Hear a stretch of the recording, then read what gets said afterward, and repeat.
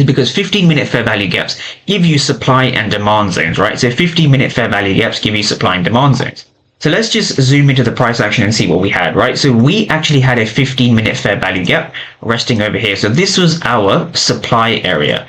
This was our supply zone just over here, right? So for those who can't see this, we have a small fair value gap over here, and our supply zone is going to be this buy to sell area just over here. This is what's important to understand, right? So why was this a high probability zone? Well, there's a few reasons for that. If we just go over to the left, what we can see is we can see price actually came into this fair value gap from the left, right? So we saw a bullish fair value gap over here. If we just extend that over to the right, we can see this is a demand to supply flip zone. So what this was, is this was an area of demand which tried to drive price higher because demands tried to drive price higher, then we fail. So this is essentially a flip zone. Just for context, when you see a flip zone, this is a better zone to be trading from.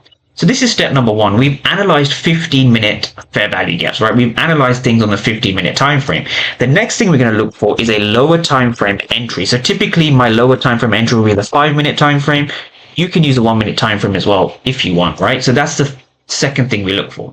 The third thing we look for is the order flow, right? The order flow is the third most important thing, and people always mess up with the order flow. But the question is, where does the power of 3 come into all of this, right? So the power of 3 comes into this with the following. So I often get questions about what the indicator is. So this is the power of 3 by 2 degrees. So let's just type that in on the indicators. What you want to do is you want to type in PO3, right? And you want to get this one over here where it says 2 degrees, right? 2 degrees over here. Get the one that's not locked, get the free one over here. This is the higher time frame power of 3. So once you have this in place, from here it becomes very, very simple. So your settings for the power of 3 need to initially be the daily time frame, right? This is the daily time frame. So let's just kind of see what's happened. So we have this fair value gap from the previous day over here.